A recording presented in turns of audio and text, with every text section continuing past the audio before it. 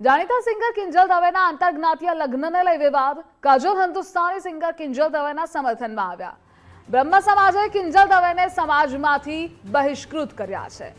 કિંજલ દવે આંતરજ્ઞાતીય લગ્ન કરતા બ્રહ્મ સમાજે વિરોધ કર્યો. હિન્દુઓમાં જાતિવાદને લઈ કાજલ હિન્દુસ્તાનીએ નારાજગી વ્યક્ત કરી છે. આપણે દેશમાં જાતિવાદ દૂર કરવા મહેનત કરીએ છીએ. કેટલાક લોકો સમાજના ઠેકેદાર બની બેઠા છે. જો યુવક હિન્દુ છે તો પછી સમાજને શું વાંધો છે? જો યુવક હિન્દુ છે તો પછી જાતિવાદ શા માટે?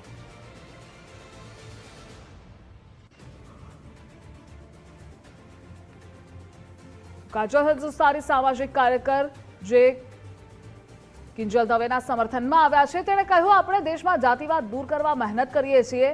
હિન્દુઓમાં જાતિવાદને લઈ કાજોલ હિન્દુસ્તાનીએ નારાજગી વ્યક્ત કરી.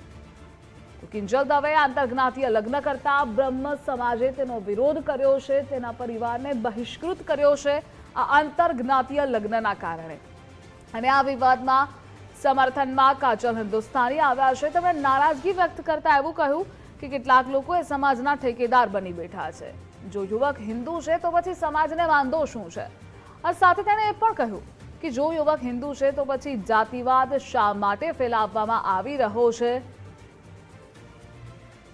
તેણે જે આંતરજ્ઞાતીય લગ્ન કર્યા છે તે તેમના મતે યોગ્ય છે, આ તેમનું કહેવું છે. તો બ્રહ્મ સમાજે કિંજલ દવેને સમાજમાંથી બહિષ્કૃત કર્યા છે. જાણીતા સિંગર કિંજલ દવેના આંતરજ્ઞાતીય લગ્નને લઈ આ વિવાદ થયો છે. કાજોલ હિન્દુસ્તાની સિંગર કિંજલ દવેના સમર્થનમાં આવ્યા છે. બ્રહ્મ સમાજે કિંજલ દવેને સમાજમાંથી બહિષ્કૃત કર્યા છે.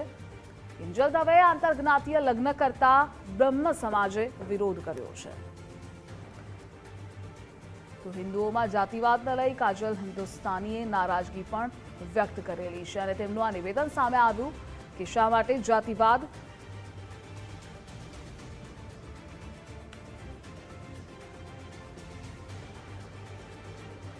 અને આ મુદ્દે આપણી સાથે જનકભાઈ જોશી જોડાઈ ગયા છે. જનકભાઈ, ગુજરાત ફર્સ્ટમાં આપનું સ્વાગત છે. જે કિંજલ દવે આંતરજ્ઞાતીય લગ્ન કર્યા છે, બ્રહ્મ સમાજે તેનો વિરોધ કર્યો છે, કાજલ હિન્દુસ્તાની તેના સમર્થનમાં આવ્યા છે, પરંતુ તમારી પ્રતિક્રિયા શું છે?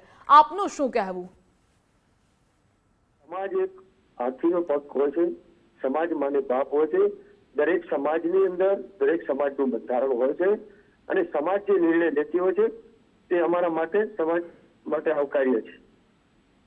જી, આપે કહ્યું કે સમાજ જે નિર્ણય કરે છે એ સર્વમાન્ય હોય છે, પરંતુ કાજલ હિન્દુસ્તાનીએ એવું કહ્યું છે કે જે આંતરજ્ઞાતીય લગ્ન કર્યા છે તે યોગ્ય છે. આપણા દેશમાં જાતિવાદ દૂર કરવા આપણે મહેનત કરી રહ્યા છીએ. તેમની થોડી નારાજગી છે, તેને લઈને તમારું શું કહેવું છે?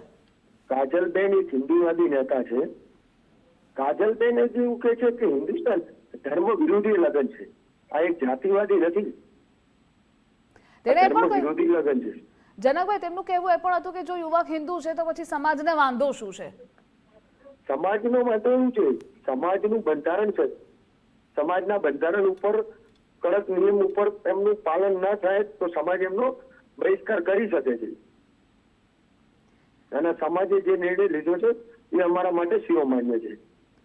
એટલે આપના મતે જે આંતરજ્ઞાતીય લગ્ન કર્યા છે તે બરાબર નથી એવું કહી શકાય? સમાજને ધ્યાને રાખી, જેવી રીતે આપે કહ્યું કે સમાજનું બંધારણ નક્કી કરવામાં આવ્યું છે એ પ્રમાણે.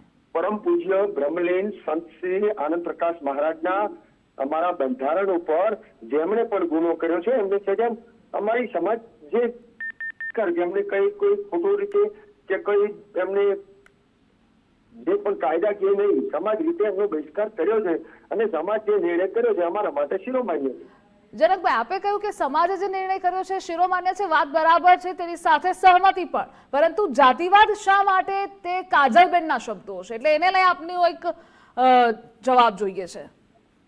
કાજલબેનને મેં કઈ એમનું સ્ટેટમેન્ટ જોયું નથી, પણ તે છતાંય કાજલબેનને કહો જાતિવાદ નથી. આ હિન્દુ ધર્મ છે.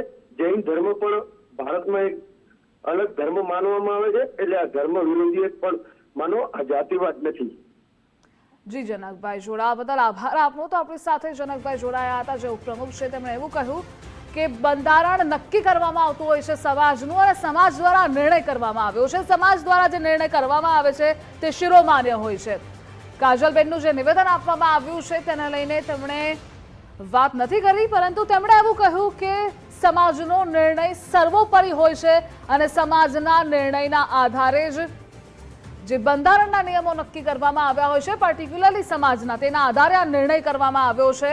જ્યારે કાજલ હિન્દુસ્તાનીએ એવું કહ્યું હતું કે યુવક હિન્દુ છે તો પછી સમાજને શું વાંધો છે, જાતિવાદ શા માટે?